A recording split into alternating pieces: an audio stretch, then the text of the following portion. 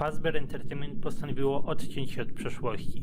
Help Wanted pokazuje nam, jak wyśmiewają incydenty, które miały miejsce w ich lokacjach, zabójstwa stróżów nocnych, niebezpieczne animatroniki itd., a teraz próbują rzucić to wszystko za siebie i spojrzeć naprzód. Dlatego też pozbyli się starych postaci, a przynajmniej dużo na to wskazuje. Naprawdę cieszę się z powodu tego teasera. Przez dłuższy czas nie mieliśmy nic podobnego i nawet jeżeli to jest zwyczajny teaser postaci, nic niby wyjątkowego, to tutaj wygląda bardzo fajnie, w końcu się czegoś doczekaliśmy.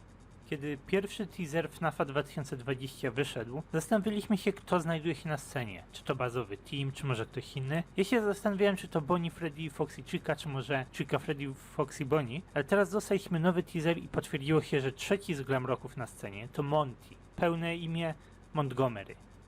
Zamiast Foxy'ego będziemy mieli jakiegoś tutaj aligatora albo krokodyla. Niestety nie znam się na tym za bardzo, a że to jest antropomorficzny, to tym ciężej ustalić jakąś różnicę. Nie zdziwiłbym się, jakby Morty był tutaj naszym nowym Mangle i ludzie w świecie FNAF kłóciliby się, czy to aligator, czy krokodyl. Byłoby zabawnie. Wydaje mi się, że Fazbear Entertainment odcina się od starego zestawu animatroników, ale to jest tylko moja interpretacja. Ludzie spekulują, że każdy animatronik może będzie miał swoją własną scenę. Mamy tutaj kino, arkadówki, laser taga, pizzerię. No i każdy z animatroników może będzie miał coś własnego, może będą stylizowane lokacje na każdego animatronika. Mamy mało informacji na temat tej gry i póki co zostają nam same spekulacje, możemy zgadywać. Mi osobiście bardzo podoba się ten pomysł rebootu. Kiedy Fazbear Entertainment stworzyło Help Wanted, chcieli oczyścić swoje imię.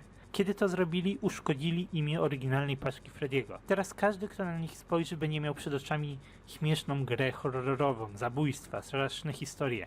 Nawet jeśli ludzie uważają to za fake newsy, to wciąż będą to postrzegać w ten sposób. I wydaje mi się, że z tego powodu powstał ten nowy zestaw, żeby zacząć od nowa, żeby zrobić jakiś ciekawy nowy reboot. Stare postacie wciąż tutaj są, wciąż są używane, ale mają już przyklejoną łatkę horroru.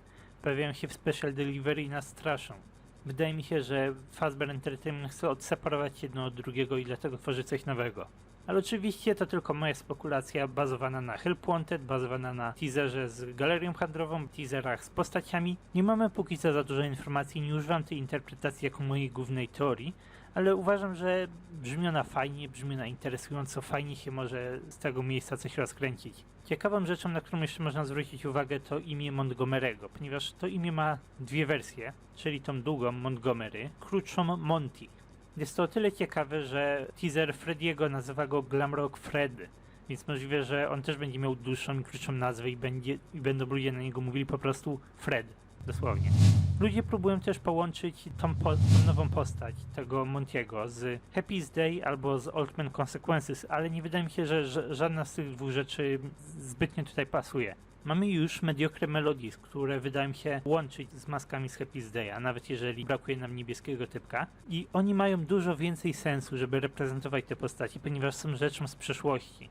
Czemu minigierki miałyby pokazywać postacie, które jeszcze nie istnieją? Old Man Consequences jest też symboliczną albo nawet magiczną postacią, więc nie bardzo widzę, jak on miałby być powiązany z tym nowym animatronikiem. Po prostu są do siebie podobni i to tyle. W całym teaserze nie ma też żadnych ukrytych rzeczy, podjaśnienie go nic nam nie pomoże, ale na co ludzie specyficznie zwrócili uwagę, to sylwetka w lewym dolnym rogu. Nie ma niczego wyjątkowego dookoła tej sylwetki, poza tym, że jest ona znacznie dokładniej zarysowana niż wszystkie inne sylwetki dookoła. Oczywiście może to nic nie znaczyć, ale może to być jakimś lekką podpowiedzią na temat jednego z protagonistów. Ludzie spekulują, że to może być ofiara. Możliwe, że nawet to będzie ofiara, która nawidzi Montiego, ale możliwe, że to nie jest nic, że to jest po prostu jeden z nastolatków, jedna z nastolatków, które tutaj sobie łażą bez żadnej fabuły. Przekonamy się, czy to jest coś ważnego, jak już gra wyjdzie, ale nie jest to nic istotnego, nie powinniśmy sobie zawracać tym głowy, ale możemy na to zwrócić uwagę, pomyśleć, że może coś tam będzie. I cóż, to tyle z mojej dzisiejszej analizy teasera.